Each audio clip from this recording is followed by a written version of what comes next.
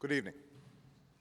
Tonight, I can report to the American people and to the world that the United States has conducted an operation that killed Osama Bin Laden, the leader of Al-Qaeda, and a terrorist who's responsible for the murder of thousands of innocent men, women, and children. It was nearly 10 years ago that a bright September day was darkened by the worst attack on the American people in our history. The images of 9/11 are seared into our national memory. Hijacked planes cutting through a cloudless September sky, the Twin Towers collapsing to the ground, black smoke billowing up from the Pentagon, the wreckage of Flight 93 in Shanksville, Pennsylvania, where the actions of heroic citizens saved even more heartbreak and destruction.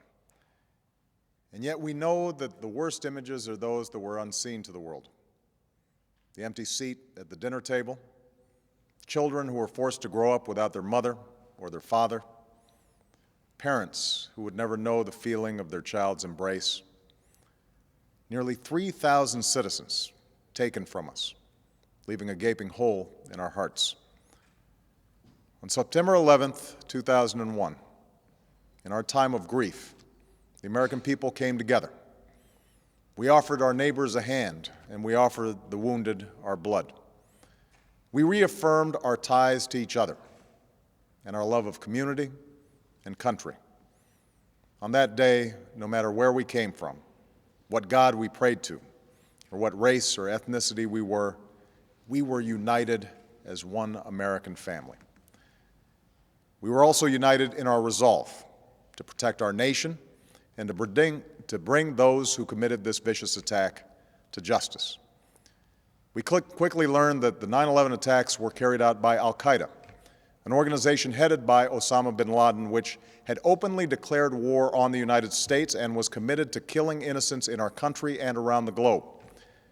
And so we went to war against Al-Qaeda to protect our citizens, our friends, and our allies. Over the last 10 years, thanks to the tireless and heroic work of our military and our counterterrorism professionals, we've made great strides in that effort. We've disrupted terrorist attacks and strengthened our homeland defense.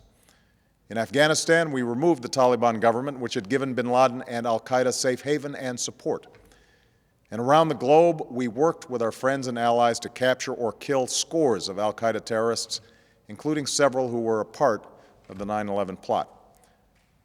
Yet Osama bin Laden avoided capture and escaped across the Afghan border into Pakistan. Meanwhile, Al-Qaeda continued to operate from along that border and operate through its affiliates across the world. And so shortly after taking office, I directed Leon Panetta, the director of the CIA, to make the killing or capture of bin Laden the top priority of our war against Al-Qaeda, even as we continued our broader efforts to disrupt, dismantle, and defeat his network. Then, last August, after years of painstaking work by our intelligence community, I was briefed on a possible lead to bin Laden.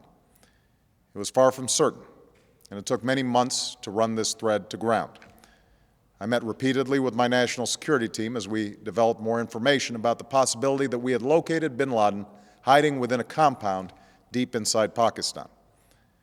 And finally, last week, I determined that we had enough intelligence to take action and authorized an operation to get Osama bin Laden and bring him to justice. Today, at my direction, the United States launched a targeted operation against that compound in Abbottabad, Pakistan. A small team of Americans carried out the operation with extraordinary courage and capability. No Americans were harmed. They took care to avoid civilian casualties. After a firefight, they killed Osama bin Laden and took custody of his body. For over 2 decades, bin Laden has been Al-Qaeda's leader and symbol, and has continued to plot attacks against our country and our friends and allies. The death of bin Laden marks the most significant achievement to date in our nation's effort to defeat Al-Qaeda. Yet his death does not mark the end of our effort. There is no doubt that Al-Qaeda will continue to pursue attacks against us. We must and we will remain vigilant at home and abroad. As we do, we must also reaffirm that the United States is not and never will be at war with Islam. I've made clear, just as President Bush did shortly after 9/11, that our war is not against Islam. Bin Laden was not a Muslim leader. He was a mass murderer of Muslims. Indeed, Al-Qaeda has slaughtered scores of Muslims in many countries, including our own. So his demise should be welcomed by all who believe in peace and human dignity. Over the years, I've repeatedly made clear that we would take action within Pakistan if we knew where bin Laden was. That is what we've done. But it's important to note that our counterterrorism cooperation with Pakistan helped lead us to bin Laden and the compound where he was hiding. Indeed, bin Laden had declared war against Pakistan as well and ordered attacks against the Pakistani people.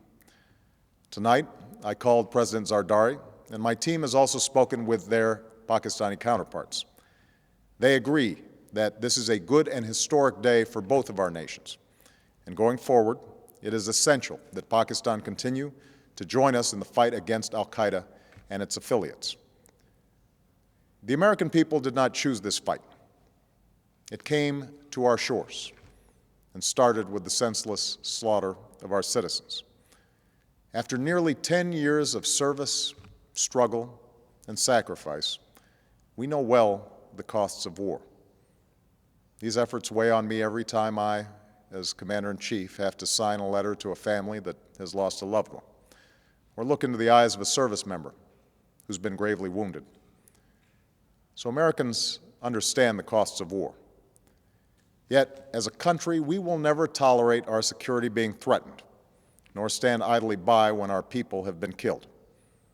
We will be relentless in defense of our citizens and our friends and allies. We will be true to the values that make us who we are. And on nights like this one, we can say to those families who have lost loved ones to Al-Qaeda's terror, justice has been done. Tonight, we give thanks to the countless intelligence and counterterrorism professionals who've worked tirelessly to achieve this outcome. The American people do not see their work, nor know their names, but tonight they feel the satisfaction of their work and the result of their pursuit of justice. We give thanks for the men who carried out this operation, for they exemplify the professionalism, patriotism, and unparalleled courage of those who serve our country. And they are part of a generation that has borne the heaviest share of the burden since that September day. Finally, let me say to the families who lost loved ones on 9/11 that we have never forgotten your loss, nor wavered in our commitment to see that we do whatever it takes to prevent another attack on our shores. And tonight, let us think back to the sense of unity that prevailed on 9/11. I know that it has at times frayed, yet today's achievement is a testament to the greatness of our country and the determination of the American people. The cause of securing our country is not complete, but tonight we are once again reminded that America can do whatever we set our mind to. That is the story of our history. Whether it's the pursuit of prosperity for our people or the struggle for equality for all our citizens, our commitment to stand up for our values abroad, and our sacrifices to make the world a safer place. Let us remember that we can do these things not just because of wealth or power, but because of who we are. One nation, under God, indivisible, with liberty and justice for all. Thank you. May God bless you, and may God bless the United States of America.